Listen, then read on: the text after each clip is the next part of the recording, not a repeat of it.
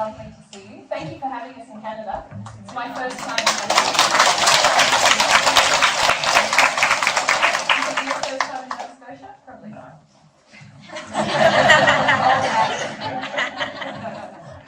But it's very nice. Who's here for the first time at a Divine Truth event? Oh, wow. It's great to meet you. Good. Yeah, it's lovely to see you. And I know some of you are from Canada, but some of you have travelled from further afield, haven't you? Who is from Canada? Oh, yeah, the majority. Yeah. And who's from the US? Yeah, a few. Yeah. And elsewhere, and Brazil, I know. Who's from Brazil? A couple from Brazil. Yeah. And anywhere else? Oh, England and Scotland. I have to say Scotland.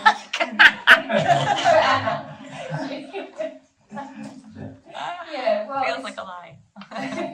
It's great to have you guys, and I hope you enjoy the weekend. Please feel free to be yourselves, and we're going to endeavour to do that with you guys as well. There's a few logistical things that I want to cover about the venue. I hope that you're comfortable in the venue. There's been a couple of issues, and the sound we've already talked about briefly. There's a little bit of feedback and ringing, so we're going to do our best to speak up, but the louder we get, the more the ringing picks up, so it's a fine balance. Please feel free to use the front chairs to try and, hear us better. There is also the potential of, because there's roadworks, and it's just so happened that the roadworks got scheduled in the exact time frame of this weekend. They were due, Sarah and Tommy told me they were due to be done already, but it just so happens they're doing them this weekend. So we might hear a bit of noise from that. Apologies for that. We can't really do anything about that. And there may be some trucks coming in and out. Hopefully that's not too distracting. Yeah. If it is, we'll just say, come back here, guys, come back here. Launch into song or something. With the entry, I think you probably figured it out by now, but we just want to make this our main entry and exit for the day. Obviously, if you get up and go out of here, it's distracting if we're talking and you're doing that, and it's just a bit awkward. There's equipment and so on there, so if we can just use that entry and exit. The bathrooms are over here behind you. We are going to endeavour to have regular breaks because we know there's a small amount of bath. Well, there's 2 for the ladies and then a few for the gents. In Australia, we're not opposed to going in the woods.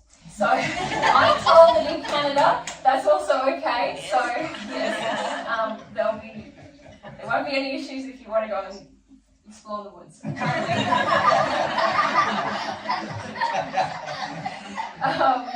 All right. If there happens to be a fire, I know we're in a fire hall, so we should know who to call. But if there is a fire, we are actually going to use that exit, and we're going to assemble out near the big sign that says jam session on the highway. Yeah. Or if there's any kind of emergency, we would. Obviously if the fire is there, go out that exit. You can use that door. Alright, okay. Alright. We've got people that we want to thank who've helped us to get here. So a group of people here in Canada got together and helped pay for our accommodation. We have beautiful accommodation here on the lake. So I want to mention them. There's Sarah, Lisa, Pamela, aka Chandra, Adrian, Hillary, Ali, Jessie, LJ, and Linda. Thank you so much.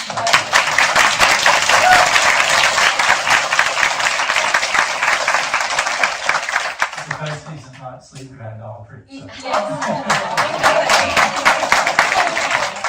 It's a comfortable bed. It's so peaceful. It's very nice. Very restorative. Yeah. To be here. I also want to especially thank Adrian and Sarah, who were very helpful with the logistics of our whole leg of the Canadian trip. So thank you, ladies.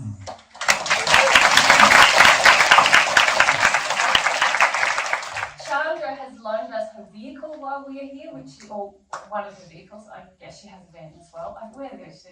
Yeah. Thank you so much. Pamela, not Pamela or Chandra.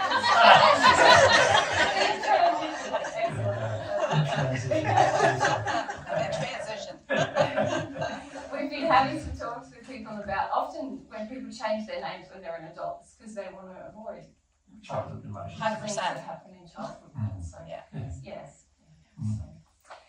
So transitioning back to Yeah. But it's lovely having a vehicle because we have so much autonomy there. yeah, it's really good. It's really good. And also Lisa, Sarah and Adrian helped us with the airport and picked us up. So thank you ladies.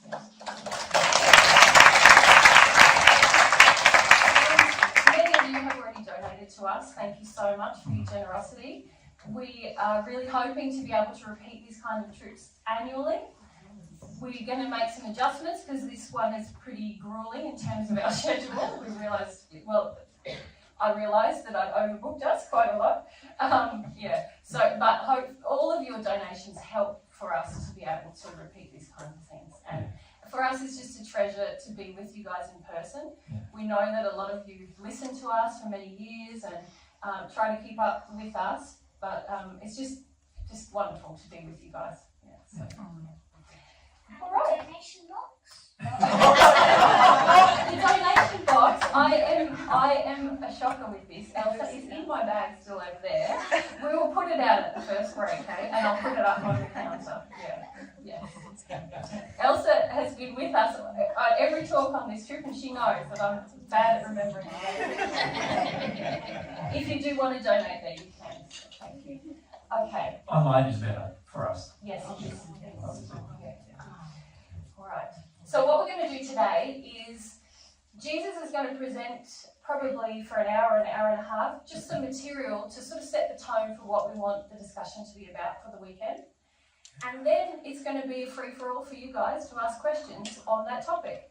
So we're going to have a break probably at the end of the first part of that presentation. Yeah, probably for lunch it might turn out. It might turn out. 12:30ish or something like that. And then in the afternoon, we'll try and have another break in the middle somewhere so that you can use the bathroom. It's fine to get up and use the bathroom if you need to during the talk. Just please be mindful of noise. And if you are in this side of the front row, can you duck below the cameras? These two cameras are recording, so. Otherwise, we can on camera. If you do want to take an audio recording here today, you're very welcome to do that. Under the speakers is a good place to do You that. don't have to turn off your mobile phones. They're good to put it in silent for us. Yeah. And also you can record if you want. You can also sit the mobile phones close to the speakers. There's a ledge near that speaker. And over on this side, you have to sit them probably on the ground, on the carpet, on the stage or something, if you want to record. We will be providing a recording, hopefully next week. We're sort of streamlining that a bit. I've been working on that this week. So hopefully we'll have a sound recording at least that you'll be able to listen to again. That'll be quite clear for you to listen to. Yeah, I know some of you have been following along. There's been all the bootleg recordings, and I know a lot of you want to express appreciation to those people who've been doing that. So maybe we can do that too.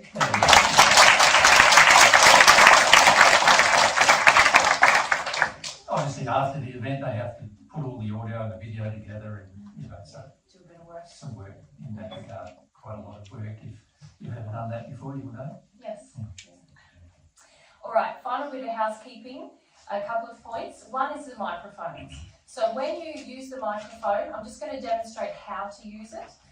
Because often we get nervous when we're given a microphone, most of us don't touch them in our day-to-day lives, and obviously you're coming through a speaker. People have a tendency to sort of talk and then take it away, and then you can't hear in the speaker. So what we are asking people to do is to put it on your chin and your chest. Can you see how that is? Yep. And that means that we're always going to capture some sound. Yeah. And other people can hear you, we can hear you, and also on the recordings, your question can be heard. I know a lot of you have benefited from the questions that other people have asked in previous talks, so this is your gift to the next person who's going to listen, is to make sure that we can hear you through the microphones. All right? And I would like volunteers to be mic runners. Tim? Yep. And is there someone on this side? Anna? Yep.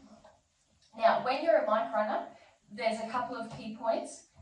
Just don't bash the microphone. So most of the time you're going to be sitting holding it. Just hold it on your lap in some way where it's not going to get bumped.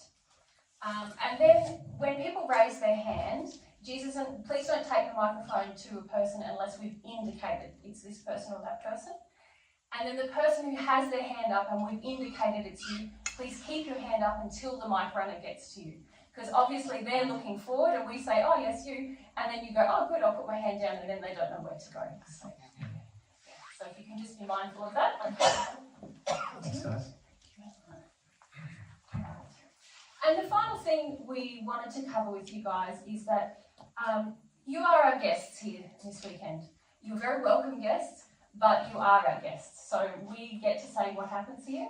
And if there's any conduct that we think is unloving, aggressive, manipulative, domineering of ourselves or anyone else present, then we will ask you to leave. Yeah, I think that's a very reasonable thing to ask. And it's also very important for the other participants who are here. So it's not just about how you're treating us, but it's how you treat the space and how you treat the other people.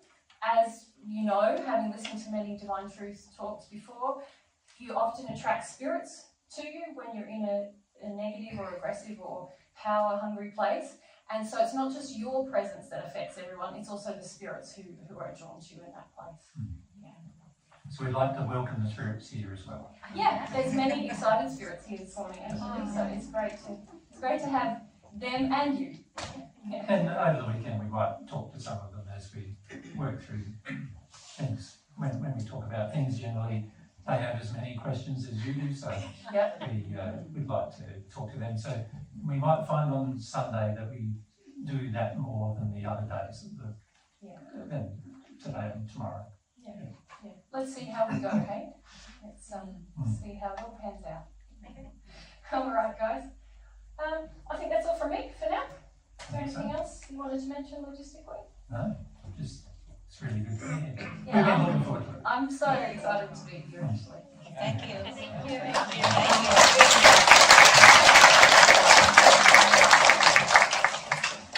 All right, down to business. Yeah, I'm fine with this. What's he going to talk about now? Yeah. So, topic today and probably tomorrow is we want to sort of focus on an aspect of your relationship with God.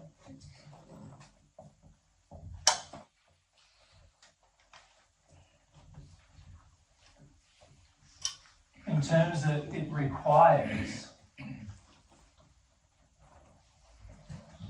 awareness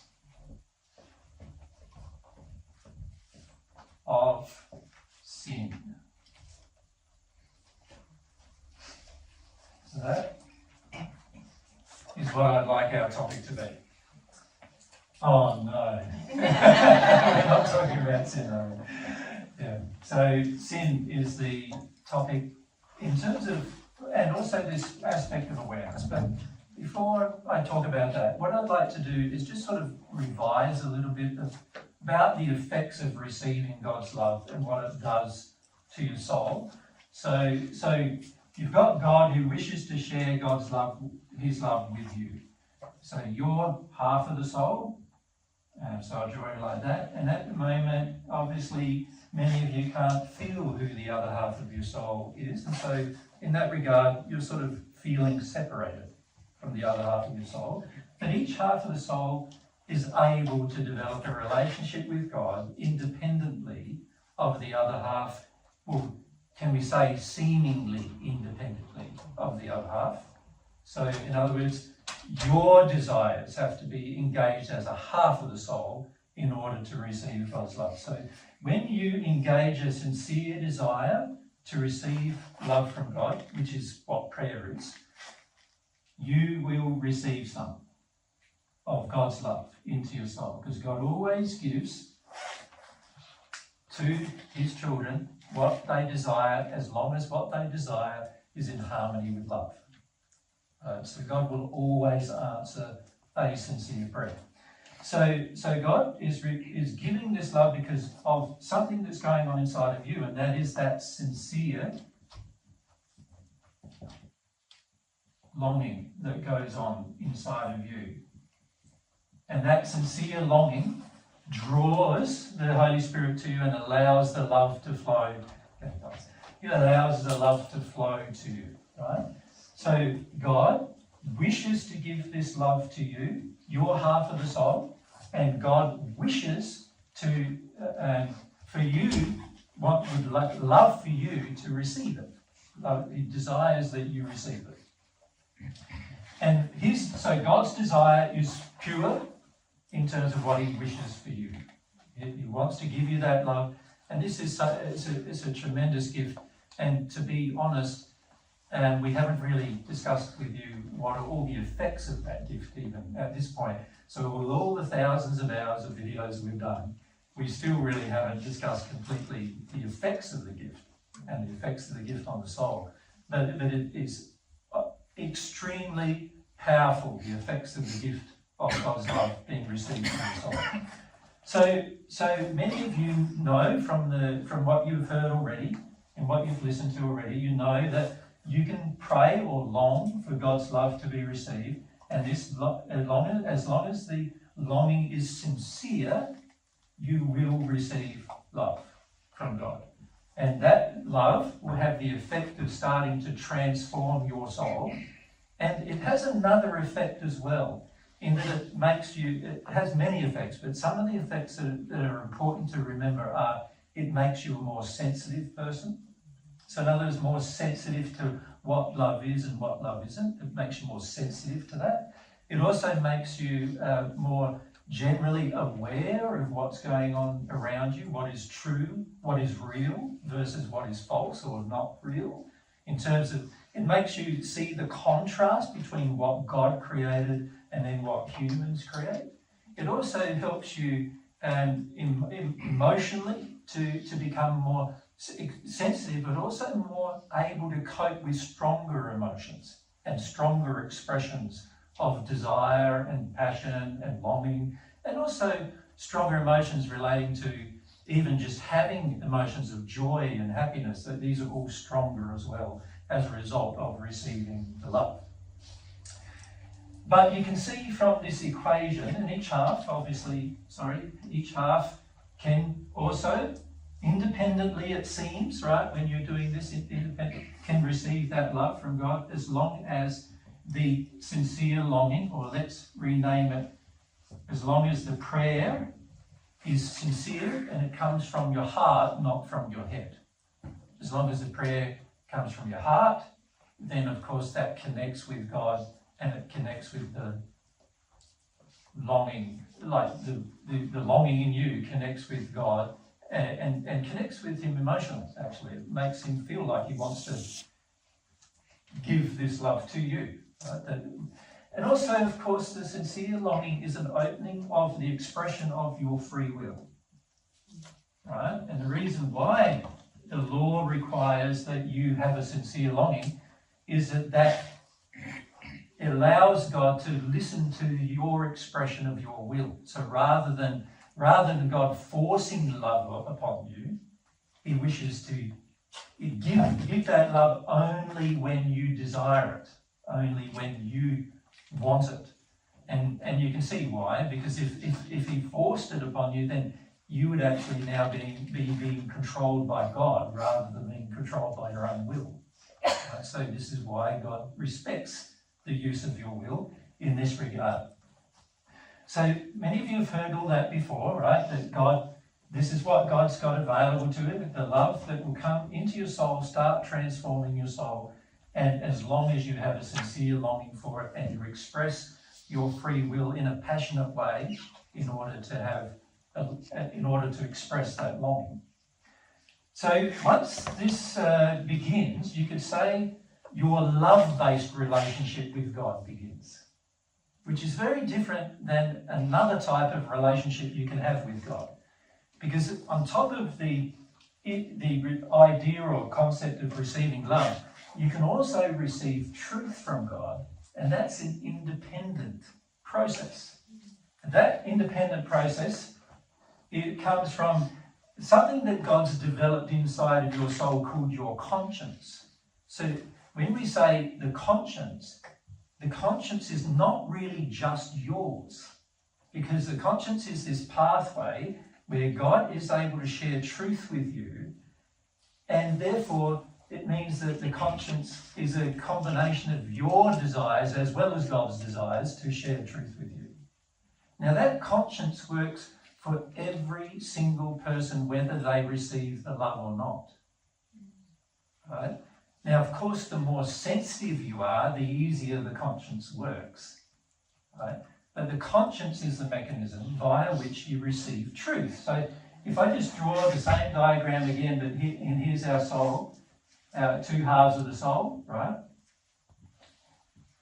You could say there's an area where you can connect to God and ask for truth from God. And that can be done independently of receiving love from God. Right? So you could say that a person who asks for truth from God is still developing a relationship with God of a kind, but it's not just loving yet. It's not a desire for love yet. It's a desire for truth first. So oftentimes, truth is the first way that a person has a relationship with God. Their relationship with truth establishes their relationship with God. Right? And then as their relationship with truth develops, they start realizing, oh, one truth is that God has love to give and I can ask for that as well. You can see that both desiring truth and desiring love is going to be dependent upon the use of your will. And it's going to require sincerity still.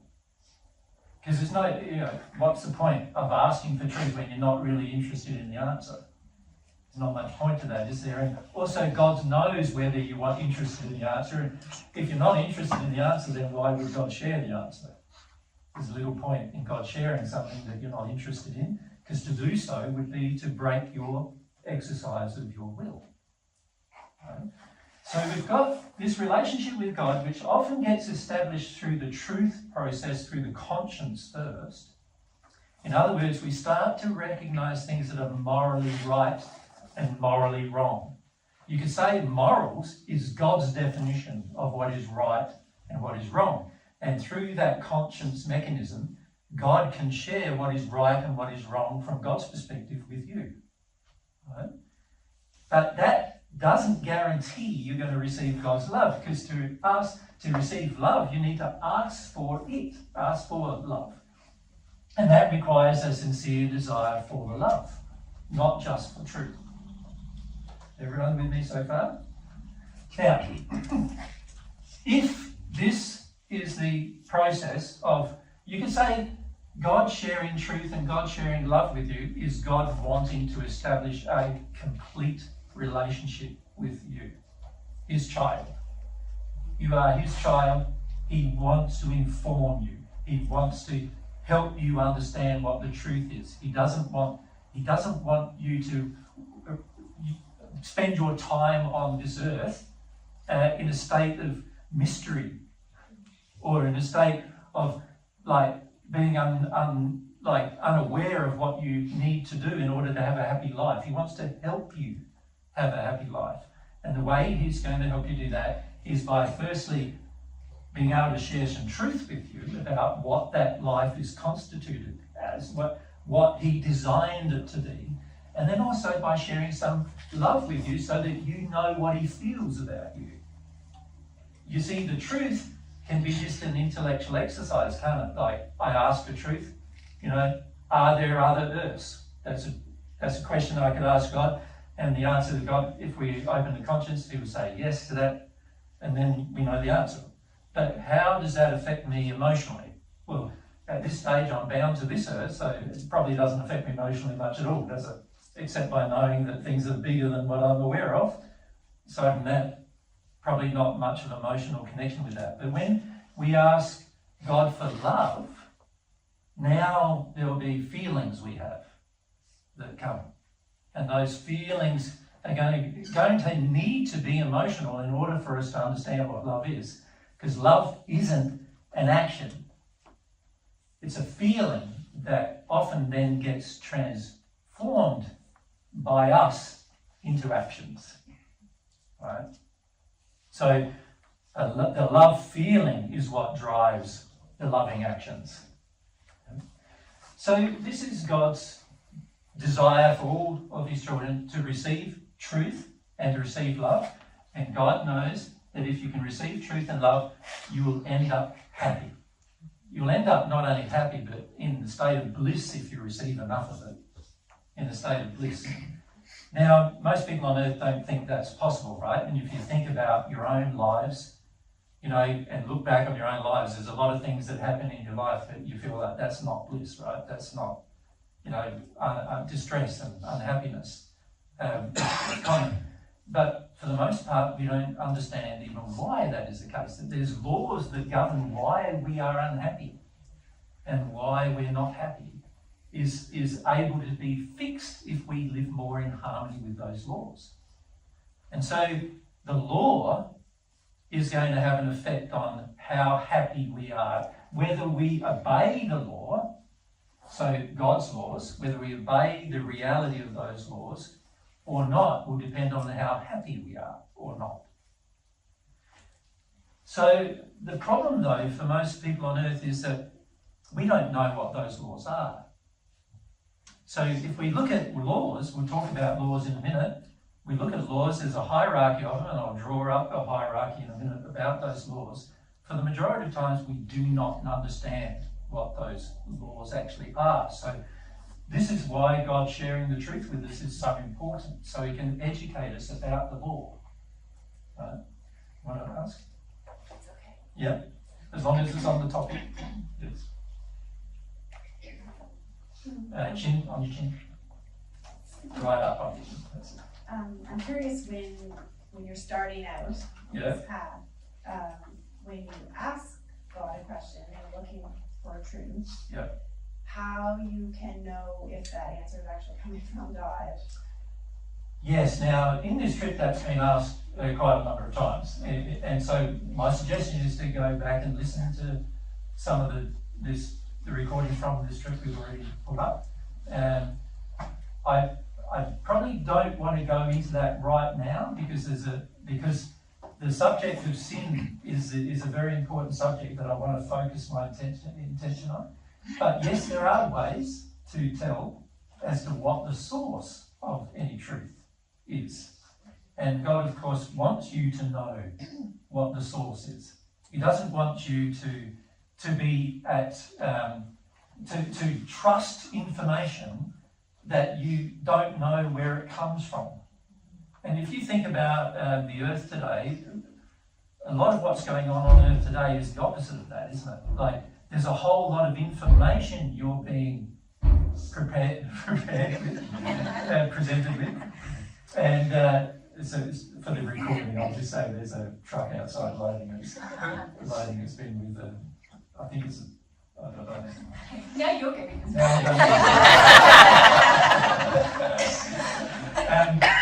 so like now. What's happening today? Yes. We're being asked to trust a lot of information that we don't know the source. They don't know the source. Yeah. And if you look at things like the media, who are meant to be like a trusted source of information, our experience with them has been, like, I think of the 70 to 100 people that we've met from the media, quite a lot we've met, probably 2 of them were honest, and the rest created lies. So that doesn't bode well for the rest of the things that are getting presented in the media, in the sense that most people think the media are a trusted source, and yet there's a whole heap of information coming from them that a lot of people trust, but obviously they're lies, because our personal experience has been lies. So God wants you to not only be able to trust the information, but trust the source of the information. Now, of course, the source of information can also not be God, can it? It can be people on earth, people you chat with, talk to. It can be people in the spirit who share information through their connection with you. And all of that information will be dependent upon how close they are to God as to whether that information is truthful. Right? The closer they are to God, the more truthful the information will be. Right? But here we're talking specifically about the truth that comes from God directly, and also the love that comes from God directly. There are many reasons, there are many actually sins that are in a person that may mean that their longing is not sincere to get that information from God, and so they will receive that information from others. So the key way of determining whether the information you're getting is actually truthful and coming from God is to measure, or to be able to measure, how sincere you are. But the problem with that is the more sin you're in, the less sincere you are. So now we've got a bit of a problem in that we engage relationships not based upon love, but rather based upon our addictions or our sins. And unfortunately, that's going to encourage information to be shared with us from sources that are untrustworthy. All right? And so that's a big problem that many of us face. And this is why relationship with God requires an awareness of sin. Because if you act upon your sin in your relationship with God, then nothing you do is going to be sincere. And if it's not sincere, then of course God is not responding. So then the question becomes, if you get a response, who's it from? It's got to be from someone else. Someone who's okay with you not being sincere. Right? And if you look at the world today, and particularly, well, pretty much in most societies now, insincerity is a huge thing, isn't it? Like, Mary we were watching the other day some people with the mobile phones taking pictures of themselves. Selfies, right?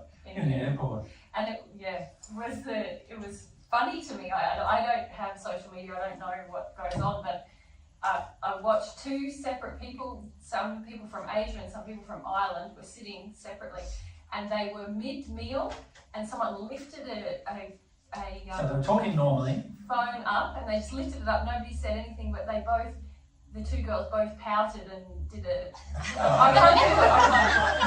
And then within 5 minutes at the other table, exactly the same thing happened, and with the same pose and everything.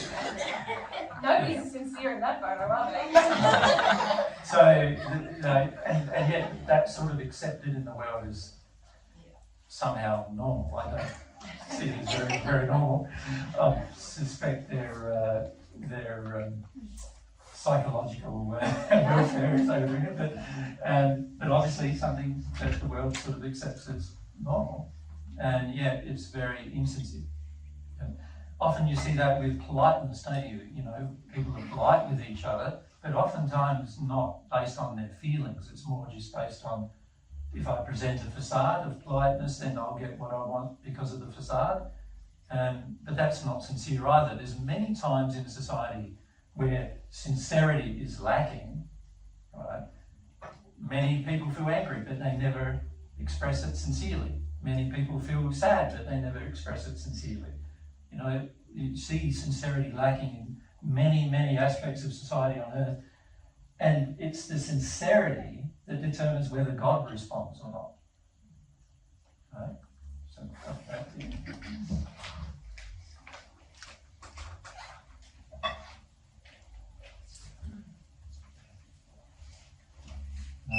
Can you talk a little bit about the truth revealed by God by the Bible? No, I don't want to get on that topic at all. Yeah. I want to focus on the topic I'm on. Yeah. All right. So far, all I'm doing here is just giving an overview of how you receive love and how you receive truth. Now, many of you have heard it all that before, right? And you think you're having a sincere longing, but you often don't know whether you're receiving love or not, right? And trust me, when God gives love to you, you will know, right? So even that is indicative of something going wrong with sincerity. So the biggest problem we face, and the red marker doesn't rub out properly, does it? No, but go for it. There'll be red marks. Red, bad for the moment. Right? The biggest problem we face is our sin causes a lack of sincerity, us to be insincere, right? That's what sin causes. It causes insincerity. So, if I want a relationship with God, can you see there's got to be a relationship also between recognizing my sin, because if I can't recognize my own sin, then I will be naturally insincere in my longings, and those insincere longings will mean I'm thinking that I'm longing to God, but obviously God's not responding because he only responds to sincere longings, and therefore any response I'm getting can't be from God, it's going to be from someone else. And if I trust those responses under those circumstances, I'm more than likely going to be setting up relationships with people on earth or in the spirit world that are going to be damaging to my relationship with God. Right? So you can see why this aspect of sin, I'll just put that in there as this colour as well, why the aspect of sin is such an important thing to become aware of. Now, awareness is not the only thing required with regard to sin. Eventually you have to awaken to it. Now, there's a big difference between awareness and awakening to sin. But you could say the process of awakening begins with awareness. Right? So initially what's happening is that the majority of us are in denial of sin. Right? We deny we are sinning. And we do that for lots of reasons. It's not just because we purposefully deny. A lot of times we've been brought up in an environment that denies sin. We've been taught to deny sin during our life. We've learnt also, many of us emotionally, we've learnt over the years to try to push things down and keep it suppressed and shove it down. And this causes us to get into a state of denial of sin as well. So there's many reasons why we end up in the state where we deny sin. Some of them are our own choices, a fair majority actually, are our own choices. Some of them have almost been forced upon us in childhood to deny sin. You know, many of you, we know some of you have had quite hard childhoods. You were taught to deny the sin of others in that place, right? And so naturally you're going to have an inclination to deny your own as well as a result of that. So the denial of sin is a big problem with regard to relationship with God, because the problem is if I'm in a sinful place, my longings can't be sincere.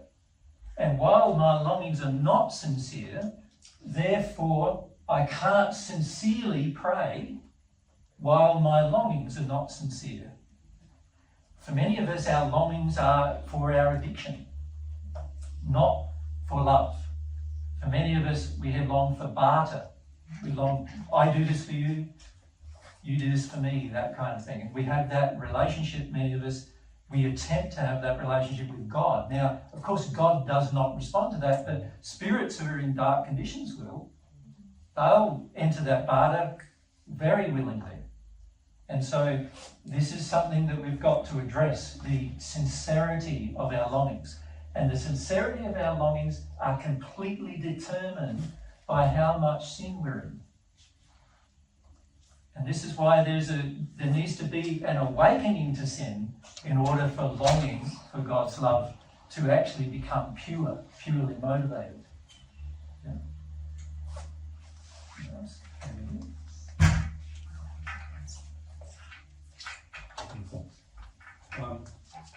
A memory comes to me of you saying that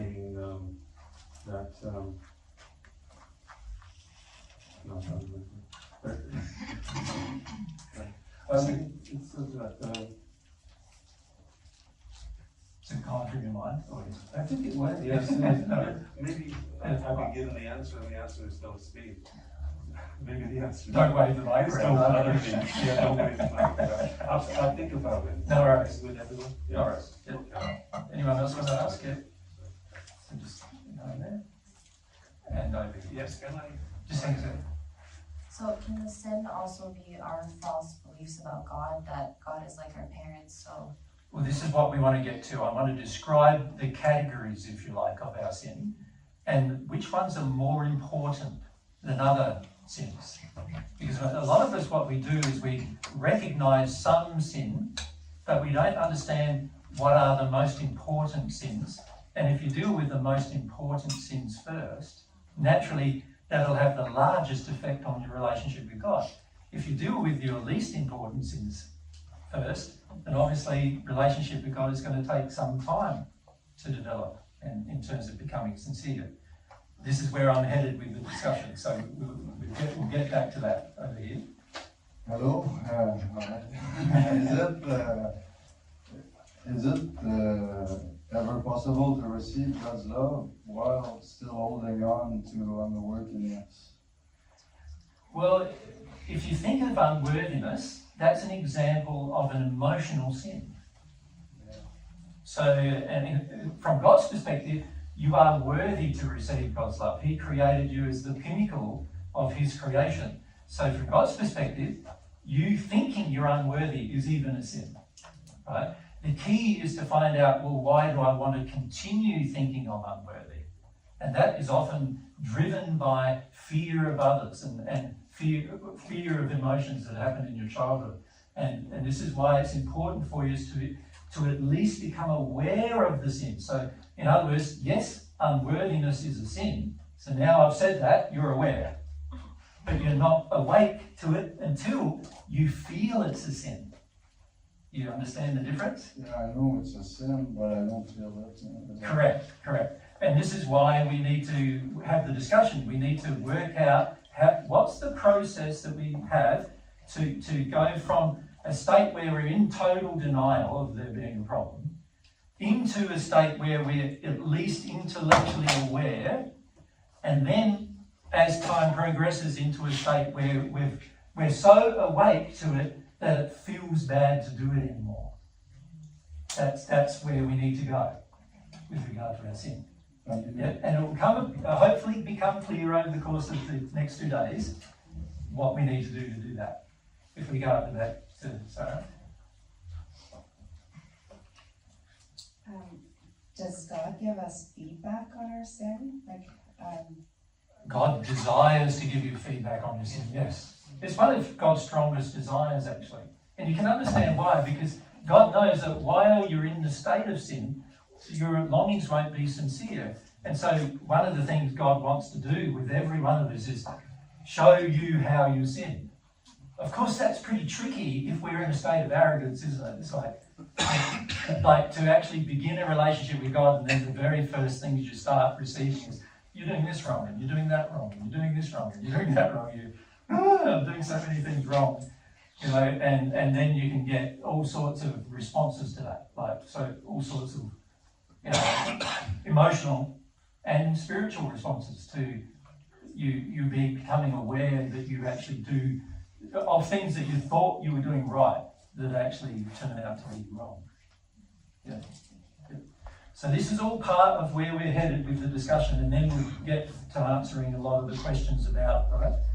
So at this stage, I'd like you to understand, you can understand the link between awareness, needing to have awareness, versus the ability to receive love. Can you see that link? If my sin causes me to be insincere, then naturally the law, God's law, will measure that insincerity. And once that insincerity is measured, now the law can't, the law can only respond by correcting insincerity. It's not going to respond to the actual prayer, because the prayer itself, driven by insincerity, is no longer a prayer from God's perspective. Right? And so therefore there will be no response. And the same goes even with our relationship with truth. If I'm in a state where I don't really want to know the truth, but I'm asking because I've been told I should, right, then that's an insincere state. And naturally that insincere state is going to have no response from God, but may have responses from other people and spirits who are insincere themselves and are happy with your insincerity. Right? God wants a real relationship with you, not a relationship based upon anything that's fake. He wants it to be real. He wants you to be real. He'll be real. He wants you to be real. And a lot of our sin causes us to not even be real anymore. We even create a complete facade, and many times our facades, we create many of them. Like, so some people have a facade with their partner, even the partner they've lived with for many, many years. They have a facade with their mum and dad that's different to the facade with their partner. Then they have a facade with their children that's different to both of the prior ones. And then they have a facade that they present at work, which is different to what they would present at home. And then they have a facade when they go out to dinner, which is different to the facade that, and all the other places. And every one of these facades is us not being real, therefore being insincere. And if you're in that state and you then start to long for God's love, but you're in this insincere state, there will be no answer. And this is why many people find themselves, they progress a little bit with regard to listening to truth, listening to God's truth. They receive a bit of love, and then after that, they can't receive any more. Because there's so many areas of insincerity that they are not addressing. So we keep that in mind. And now what we want to do is look at the issue of the sin itself and the hierarchy of law that governs it. And can I flip this over?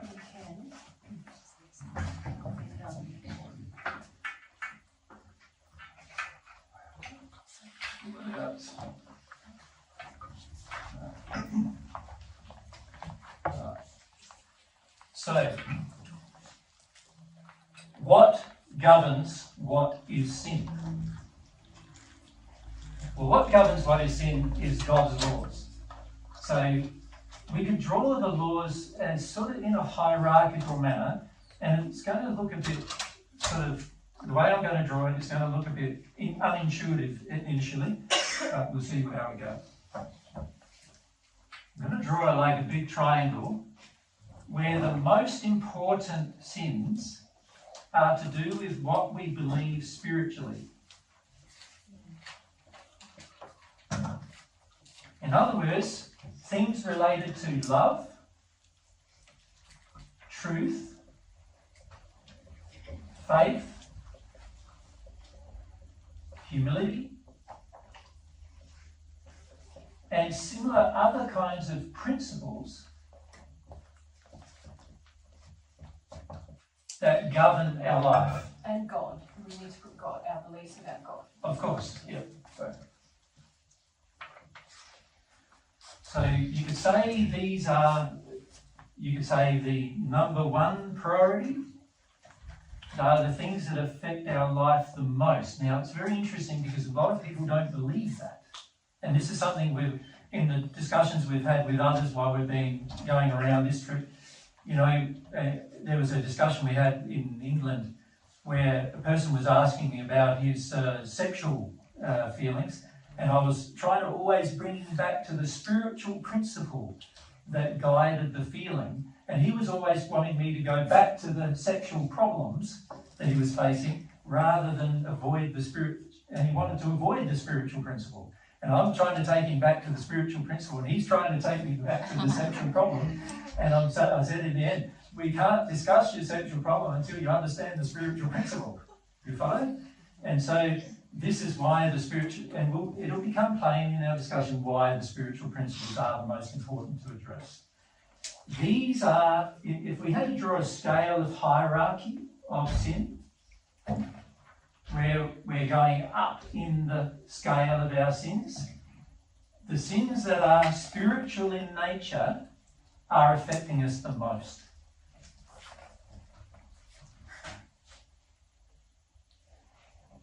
Right, so this is very important to understand about your life.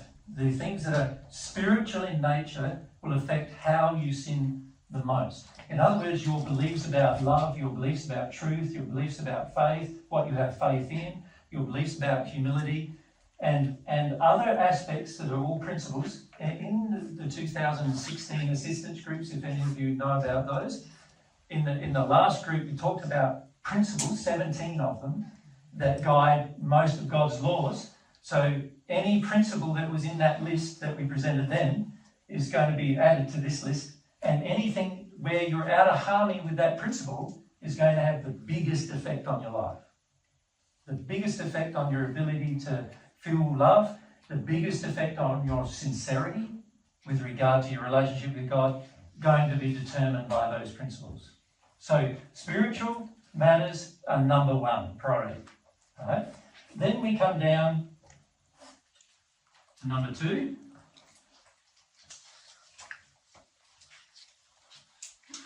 Which are emotional matters.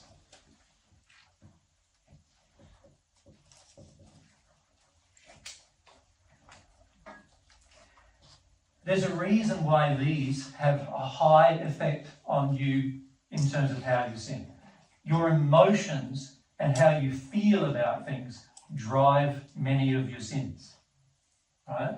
And if you combine your emotions with your spiritual beliefs, now you've got a huge driving force driving most sins. Right? Any spiritual belief that's out of harmony with God's truth, and any emotion out of harmony with the way God designed your soul to operate, both of those combine and they will cause you to take actions and do things that are going to be extremely sinful from God's perspective. Right? So the emotional part of your life, very important part of what's contributing to insincerity with regard to sin. Then we have this area of life which is a large effect on sin on earth, particularly at the moment, right? Which is the sexual side of your nature. God designed you to have sexual feelings. These feelings were important in determining romance, and therefore important to determine a lot of things about your attractions to your other half, to your soul mate. And also they bring a lot of beautiful feelings into your life. So they are a big part of your life. But they, if you're out of harmony with truth with regard to how God designed you to be, in regard to sexual nature, that is also going to contribute to how much sin. But notice it's less than the emotional side. And it's less than the spiritual side. If this is a hierarchy, you can see the spiritual thing is at the top, emotional next, sexual part of your life next, and then the last part of your life is going to be the physical part of your life. Things that you do, just physically do without much thought, and those kind of things can be sins too. And we can talk about that as well. Obviously, when we're in a state of sin, the hardest sins to recognise, ironically, are frequently the most important ones.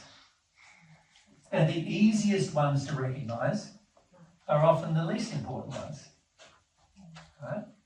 And this is a problem that most of us face in humanity, is that we're not seeing how God prioritised his laws compared to how humans prioritise laws.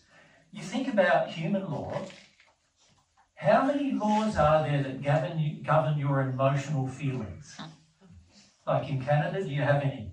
In Australia, we don't have any. Right? How many laws are there that govern your sexual feelings? Now, there are some up there in some countries.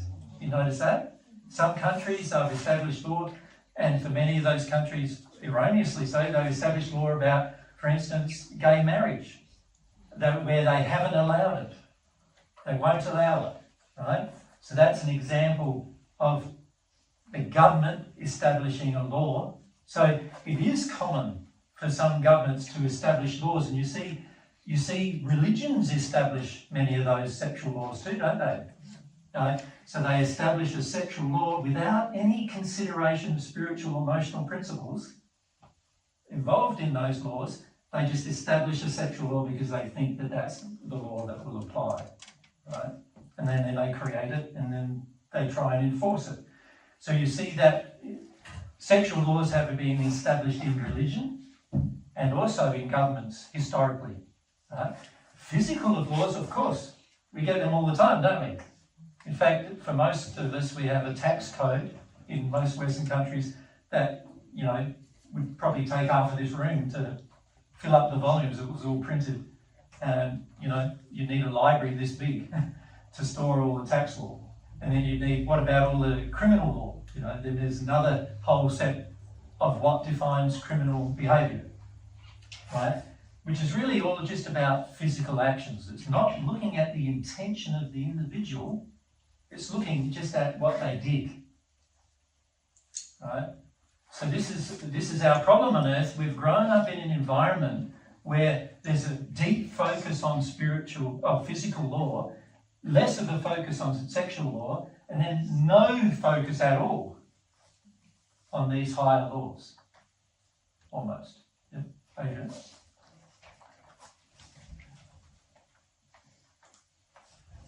Can you talk about why? Like, how did we get it so backwards? Doesn't it matter to talk about that here?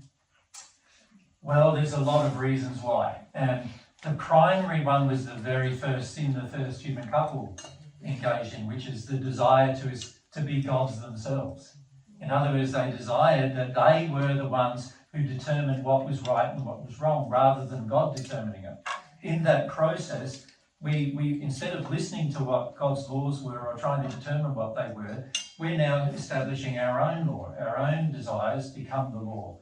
And when that occurs, we have a tendency to walk away from particularly these two groups and even this group of laws that govern our happy life. And instead we just focus on creating physical laws. And the more distant we get from spirituality and the more distant we get from emotions, the more we do that. So the problem for many on earth now is we're so distant from any spiritual concepts about love, truth, faith, humility that we live by as a principle. We're so distant from those principles that we don't even think that there's laws that even govern those principles and govern how they work and govern, and govern penalty versus reward with God's system. Yeah. You'd have to also say that people are so detuned from all these things that they can't reach consensus to make a law because they're so... If I'm setting myself up as God and you're setting yourself up as God and you and I are in complete disagreement as to what the law should be, you're going to say your law is right, I'm going to say mine is right. We can't reach a consensus at all. So I'm going to do what I think is right and you will do what you think is right. Whereas a physical thing, we measure and people don't have to tune into, well, what was the motivation of that physical action? Just we're going to look at the physical. Yeah. And can I ask one more thing? Yeah. Was there ever a time on earth that those 1 and 2 were more important? Like, was there ever a significant amount of time? No. We fell away from that so quickly. Yeah. A modern and man were created, we were just talking about it the other day, I think it was about 179,000 years ago on Earth. And there's a few other digits in there that's about that figure. And they were, as soon as they chose to disobey God, from that moment on, laws started to get established, mostly family-based laws that started to get established originally, that were all in disharmony to those spiritual and emotional principles. And since then, there's been no society that has brought themselves into harmony with those spiritual and emotional principles. Yeah. Now, there's been a cycle of around 4 times where humanity has developed in technology and then degraded in technology over those 180,000 years. And each time they increased in technology to the point where they destroyed their own Earth to the extent the Earth had a cataclysmic change. And then everything got reset back to what you would classify as, what's the word I'm looking for? Primitive times, where people are now having to, bind a rock to a stick to get an axe, that kind of thing, and just eke out a living. And so there are quite a few times in human history where the technology was far more powerful even than the technology we have today, just in different direction. But still, the principles of spiritual principles and emotional principles didn't govern their lives. Yeah. Yeah. And so this is a common problem with our earth life, is that without understanding that these spiritual and emotional principles are, from God's perspective, the very highest of all laws, then we're not going to understand how we sin and therefore how to be happy.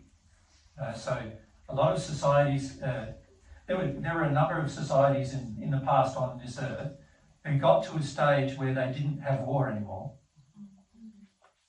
right? But they still didn't develop these principles very well at all.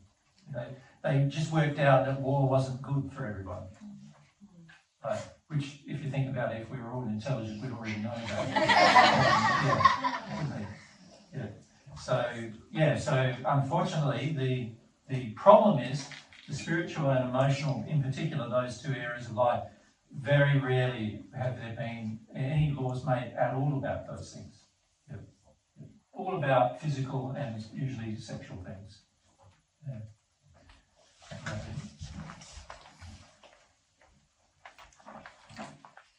Are you going to delve into some depth on the principles of the spiritual area? Because I really want to ask about one, but if you're going to delve into them later, I'll... Well, this is our opportunity over the weekend. So the next 2 days, what we would like to do is give examples of physical things, give examples of sexual things, give examples of emotional things, where we believe something is right and where, from God's perspective, that thing is morally wrong. Does that make sense? I'll wait till you do. Yeah. Thank you. So are there hundreds of these principles, millions of these principles, infinite, or is it like, how would you measure it? Law, with regard to law, there's not an infinite number of laws that govern the universe. There are potentially infinite number of laws that govern everything, but not the physical universe. Obviously, the physical universe is governed by physical laws that control the universe. There is a hierarchy of the number of laws that apply to different things. So if a thing is physical, that's the lowest number of laws, of which there are literally millions, billions probably. But everything from here up, you'll notice, from this point up, is related to the human soul. So the bottom thing here relates to everything there is. So physical laws regarding everything there is, matter, with regard to matter, how matter combines, the scope of it, how the whole universe operates, all the laws that govern the interaction of bodies in the universe, including your body, and they're all physical laws. And then there's, above that, there's all the laws that affect the human soul. Right, that God created specifically because your soul is the powerfulest thing in this universe. And He created these laws. And He created these laws to govern the soul. So actually, there are more laws governing the soul than there are governing the universe. And has anybody in the higher planes, I'm assuming, ever kind of cataloged this type of stuff? Of course, there are people in the spirit world. You can go to libraries in the spirit world and actually read what people have catalogued as the physical laws, what they believe are the sexual laws, and so forth. When a person becomes at one with God, the law is written on your heart. So there is no longer a reason to categorize them or to have a list of them, right? What happens is, once the law is in your heart, the love that's present there causes you to know instantly, even with a law that you've never found before, to know instantly whether it was right or wrong to do something, once you consider it. So that's the beauty. So God wants to simplify it for you, because the universe, if you're looking at it very intellectually, the universe is highly complicated. And the soul is even more complicated than the universe, actually. The most complicated thing in the physical universe, so we're just talking sort of this earth-based physical universe, the things you can see, is your physical body, actually. The laws governing your physical body are the biggest laws of the most vast variety compared to the laws governing the universe itself. Right? Then, when it comes to your spiritual existence, so when you die and you pass into the spirit world, you've got your spirit body, the laws governing the spirit body are even more complicated than the laws governing your physical body. Right? And if you had to understand them all, you'd be studying it like infinitely, probably. And there are spirits in the sixth sphere who haven't connected to God, who have been like part of the medical profession on earth and things like that, who've been studying these laws for their entire existence. And I'm talking hundreds of thousands of years, some of them have been still studied, not connected to God, but trying to study those laws. There are so many of them. And sort of go, well, if there's so many of them, and if I break one, it's a sin. Can you see? It's far better to focus on principles than it is on the laws. Now, with principles governing law, there are a lot fewer. You know, you could basically boil down the principles to less than 200 principles governing all the laws that exist. So you're not going to get them all done this weekend. So all right. Impossible. All we can do is bring some examples and also help you with how to determine whether the law, whether the law is based on one of the principles. What law is based on the principle and how the principle is failing when you break the law. This will help you become aware. The more aware we are, the more sincere we become. The more sincere we become, the more our longings are sincere. We have a higher likelihood of receiving God's love then. Make sense? Thank you. Yep. And we go straight back to...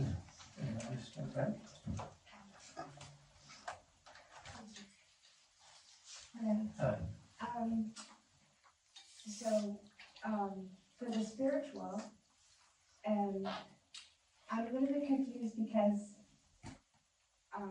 what's the difference between soul and spiritual?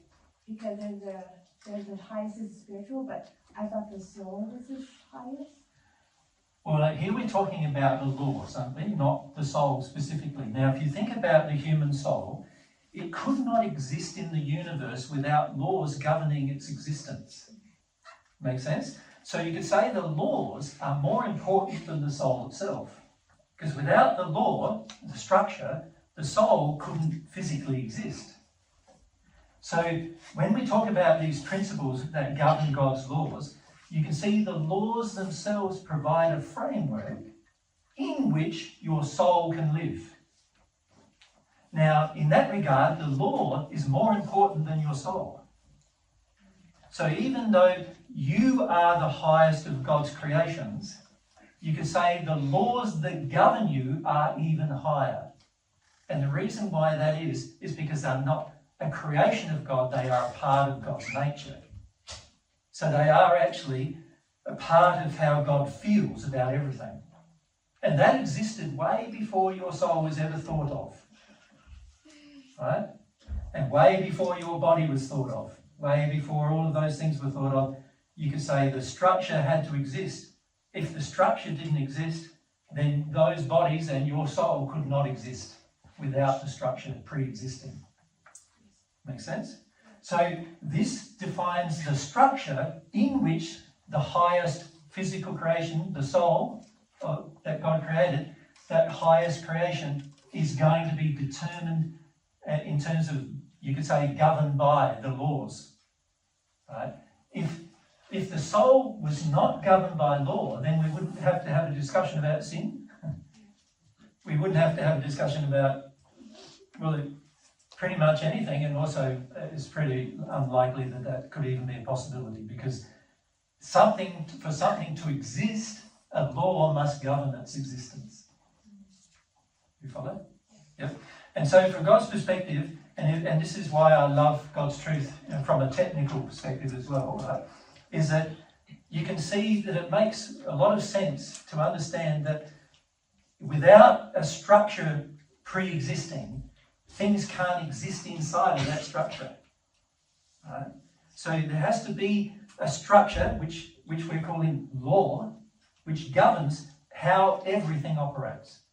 So for example, when they make a car, which was first sort of thought of, you know, a self-motivated vehicle, in the late 1700s they started thinking about it, and then in the late 1800s they started thinking about how to do it, and then they worked through issues of combustion eventually, and then what they did in the early 1900s started mass producing a vehicle. But it required them to understand a lot of laws first. They had to understand the laws of smelting, putting things together, making metal. They had to work out how hot they had to allow certain metals to heat to. If you have combustion inside of an engine that's going to generate heat, how do they cool that down? They had to work through laws of thermodynamics. They had to work through laws of, well, you know, obviously having sort of just rails as tyres is very bumpy along a bad road. They had to work through laws of pneumatics governing how do we make sure that suspension works, and all these things had to be worked out, and they were all law-based principles they had to discover in order to build the car, right? Now we're still bearing you could say, the benefits, couldn't we? Because we get to move around a lot with the vehicle, the benefits of all those discoveries. But they were all defined by the laws they discovered. You know? If you look at your mobile phone, it's the same principle. There's a whole heap of laws that had to be discovered in order for the mobile phone to be developed. So years and years ago, in the 1700s and 1800s, there were books written about these fancy devices where you'd be able to pick them up and talk to somebody and see a picture. So they had some idea that they were even possible, you know, and often these things are inspired by spirits to show they are possible. And then somebody had to discover every single law. And if you look at the laws in the mobile phone, in most of your mobile phones, there are on the average around 20 to 80 billion devices inside of your mobile phone. Right? Components. Yeah, devices like transistors. Years ago, a transistor was like this big, or a valve was like this big. And you know, if you had to put it in a mobile phone, you'd have to make a building probably as big as half of the country to do it. And now they've miniaturized all that down, and the average mobile phone has anywhere from 20, I think it's up to about 120 billion transistors, these devices inside of them, which they had to work out the law of how to even design them and build them, and the principles involved in what's called doping of certain materials in order to have materials act in different ways. They had to understand materials. It was a whole heap of laws that had to be discovered just for you to have a mobile phone. And every single law, and including the laws of communication, radio communication, antennas, and all the laws governing speed of light transmission, or just subspeed of light transmission, they all had to be discovered in order for you to have a mobile phone. Now, that took hundreds of years for those laws to be discovered. Hundreds and hundreds of years, you know? And it was a slow, gradual process where humanity learned the law about, say, metals, and then learned the law about how to dope the metal and change its characteristics with another substance, and then they had to learn a law about communication and how to communicate and how to send radio waves and how they work. They had to learn all those laws, and eventually, by learning all of those laws, they could make your phone. And now you can use your phone. And now you pick up your phone, you use it, and you don't even think about it, do you? All the laws that had to be made, all those discoveries for centuries that had to be uncovered in order for you to have that device in your hand. Right? And this is the thing, is that we are on Earth, many scientists and people are focused on finding the physical laws, because every time they find a physical law, there's a benefit to humanity in one way or another, if they can use the law properly. But there's no focus at all in finding those laws and how those laws might benefit humanity. Right? If you think about, if you presented to the average person on Earth that there are sexual laws that govern whether you're going to be happy sexually or not, the average person would laugh at you. Right? But there are. Right?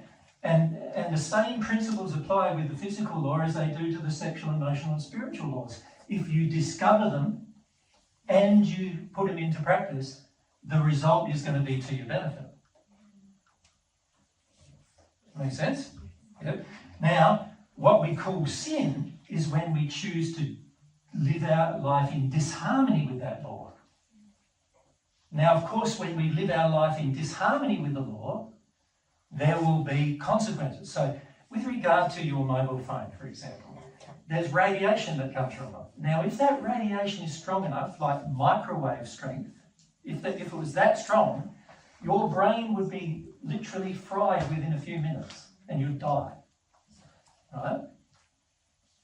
So if you misuse that law, you will die. So when I was doing my engineering, they said we can't climb towers with microwave antennas on them unless we switch them all off, which you can understand why, right? Because if you're right by them and you're trying to do some work,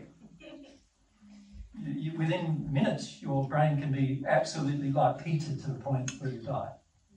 Yeah? So this is an example of a law, and they work out with the law. If I break it, then I'm going to be in trouble, right? And so on the physical level, humankind has been very focused on what is the law and how far can you go with it? You know, what's the law? So an example of that is, you know, when you go to the doctor and you get an X-ray, well, there's actually radiation coming from that device, and that radiation, if it was to an extreme level, would kill you within a few years. You'd develop cancers, your physical body would develop cancers and you'd die, right? If it was too extreme. So what they had to do is design a device that allows you to get that irradiated pattern, you know, from your skeleton onto some kind of image without it killing you in the process. So to do that, they had to find the limit of the human body with regard to radiation. What are those limits? What were they going to do with those limits? How would they impose those limits? They had to understand the law that governed radiation to a degree where they could use it without harming you. Use it to your benefit without harming you. So again, an example of a physical thing humans had to discover in order to find out how it would harm you or how it could benefit you. You follow? Yeah. Now, the big unfortunate thing is we haven't done that in all these areas of our life. We've only done it, and humans are totally dedicated to doing it here in the physical area of your life, but humans haven't done it in these areas of your life. There's been barely any consideration of these areas of your life and how you can be happy or sad based on whether you break the law or you live in harmony with it. Yeah? And Jesus, really, aren't you saying that the sexual, emotional and spiritual laws, when we try to live outside of them, there's actually more penalty and more unhappiness for living outside of those laws than even Correct. for breaking physical laws? You think of the things that makes you the most unhappy in your life. Aren't they your relationships? They make you more unhappy than, say, breaking your leg. Right? When you break your leg, you get it set, it'll heal, you know it's going to heal 6 weeks later, generally. You know, a few months later, it's nice and sturdy, and it can heal to the point where you feel just almost as good as you were at the beginning, right? But when it comes to broken heart, how long does that take you? It takes you, people who have had a broken heart never fix it their entire life, right? So these areas of your life are going to have a bigger impact on your happiness than this area. And yet we're focused on earth, we're focused on this physical area only, when we're not determining the laws that govern the other areas of our life. So can we flip the triangle then? Flip this. No, the triangle. By saying, Turn up this. by saying that the spiritual, emotional and sexual things have more bearing on our personal happiness than even the physical things. Yeah. So actually this is the weightier area for us to examine. Correct. That's why it's a bit unintuitive the way I've drawn it, right? Because really the biggest area is this one. It's really like an upside down triangle. Come over here, and then we'll go up there. Hello. This might be off topic too much, but just going back to what you said about radiation, I've been curious to ask you your take on, because there's a lot of debate on safe levels with cell phones and exposure, EMF now in the world, we're exposed to a lot more. So maybe it's too off topic to go down that train, but. Yeah, but can I point out one thing, is that humans, because we haven't examined these laws, don't understand the effect of these laws on this thing. So you don't understand, for example, the effect of fear on how much radiation you can actually handle. An example of that, like the effect of emotion and how much your body can handle based on that emotion. Exactly. I, for a while, got really thought a lot about EMS. We live in a town with a university, and my kids go to school, so they're surrounded by Wi-Fi all day long. And then I thought, well, the stress I'm putting on myself with this is probably worse than their exposure. Correct. The emotional damage you're doing to yourself worrying about it is worse than the actual damage that this thing is doing to you. And all that projected at your kids. Exactly. You're worried about the Wi-Fi, but you're feeling because the laws governing the emotion are higher, and therefore they are going to have a larger effect. So your worry is going to be worse than the actual thing in many cases. Mum Wi-Fi.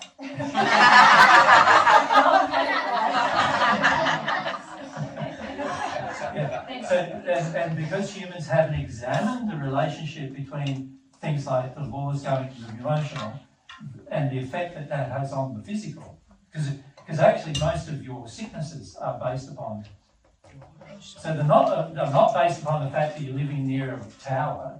They're based upon the fact you have certain emotions that cause you to respond to the environment you're in, and in a certain way, and the suppression of different emotions is going to cause your illnesses far more than any other thing will. So there's plenty of people who live in the middle of nowhere with hardly any radiation around them who still get cancer, right? So this is because humans are not examining the relationship between the laws governing emotions and the effect on the physical body. Make sense? So the hierarchy applies not just with regard to sort of individual laws and where they fall into the domain of. The hierarchy applies in the sense that these things have a domineering effect over this physical thing as well. God created it to be this way.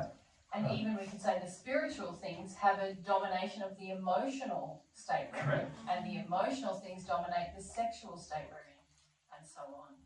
So you can see the thing that is at the highest principle dominates the thing of the lowest more, right? So this is something we need to consider in the way in which we live our lives. If we keep focusing, like, so with Mary and I, we get so many emails about, like, you know, whether 5G is harmful to, you know, whatever. And honestly, where is 5G in this scale?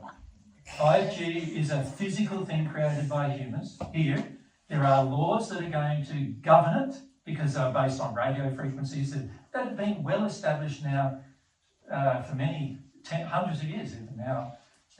So there's laws that govern it. Your body's response to it is going to be largely determined by the emotions you have. So why are you worried about it so much?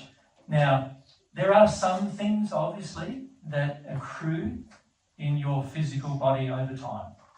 So an example of that is if you breathe bad air for a long period of time, you will get certain problems that occur because of that, because your lungs are your most sensitive organ in your physical body, in the sense that they are breathing in actual air and it's going right into your body.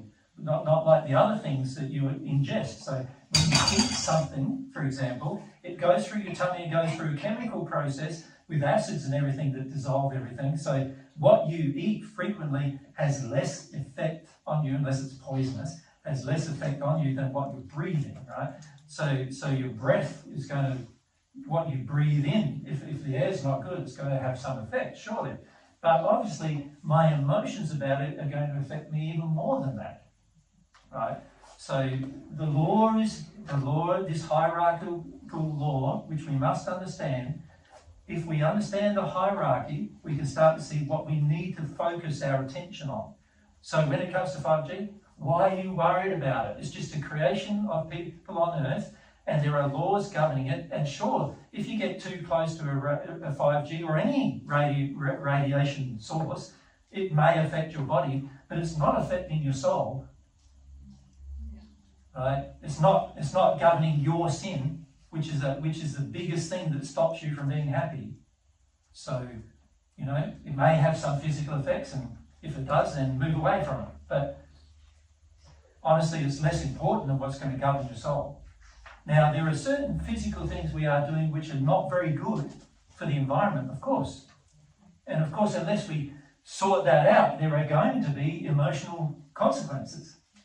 An example of that is if we keep destroying the earth as much as we are, sooner or later, a lot of us are not going to have clean water to drink, and that's going to have a consequence on our physical body.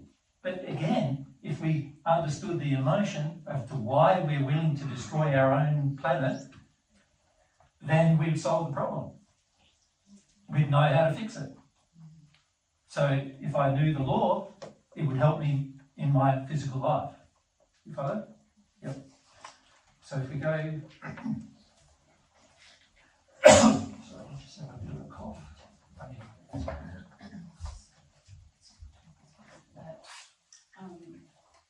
So I want to believe that God wants us to know these laws. And it seems like the physical laws are very obvious, but these spiritual emotional laws... Can we say though, historically the physical laws weren't obvious. Humans used to have a lot of beliefs about even what was happening physically around them that were false. But humans applied themselves to learning more and more about their physical... Diligently applied themselves. Yeah. So it's about our free will and what our desires are focused on. Yes. Yeah. Less so about God providing us with the truth. Correct. About the Yes. importance. With every physical law ever discovered, humans had to apply themselves to understand it. They had to have a desire to know.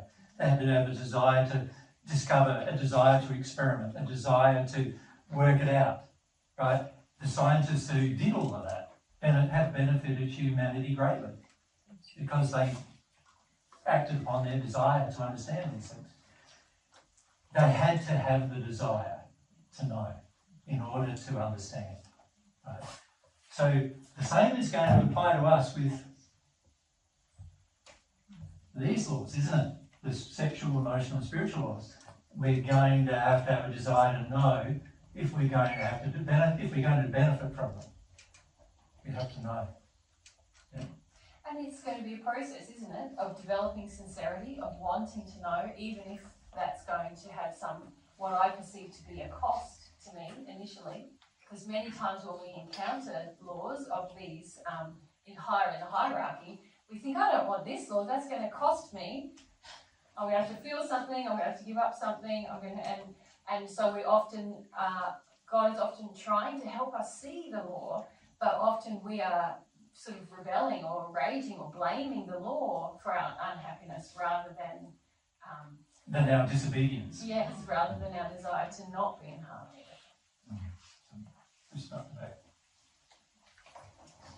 Hi, thank you. I was just wondering, what are the consequences of humans discovering these physical laws without taking into account the spiritual, emotional, or sexual laws that would also be attached? Very good question. Look at our world. These are the consequences. This is the consequence. What we're living in now is the consequence. Yeah. It's a good question though, isn't it? Yeah. Surely that would be incentive enough for us to want to start to learn these other laws because it's a mess. So if I said to myself, right, I'm going to create 5G, but I'm going to look at it from a love perspective. Is it loving to do so? What effect is that having on the environment? What effect does that have on people? If I considered the love in it, right, then I may not, even though I know how to do it, I may not do it. So an example of that is making an atomic bomb. Even though I know how to do it, right, it's good to know how to do things, but making a bomb that could, if it's used poorly, can kill millions of people at the same time, doesn't seem to be a very wise or loving course of action, even if I know how to do it, right? So the big problems that we face on earth is that we know how to do a lot of things, but love, the higher principles, the spiritual principles, are not governing our constraint of it. Right? You look at what's happening with genetic modification, you look at what's happening with, things like atomic warfare, and you look at things, like that, and you can see straight away that we might know the law, the physical law, but we're not very good at understanding how to apply it in a loving manner, which is what's causing a lot of our problems. Yeah.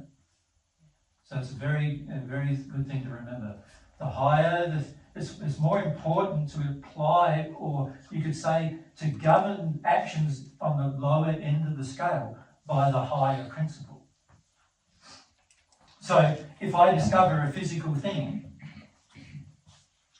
a law that governs physical things, I would have to make sure, if I was in harmony with the whole tree, the whole pyramid, if you like, I would have to go, if I do it this way, then I'm breaking laws of love.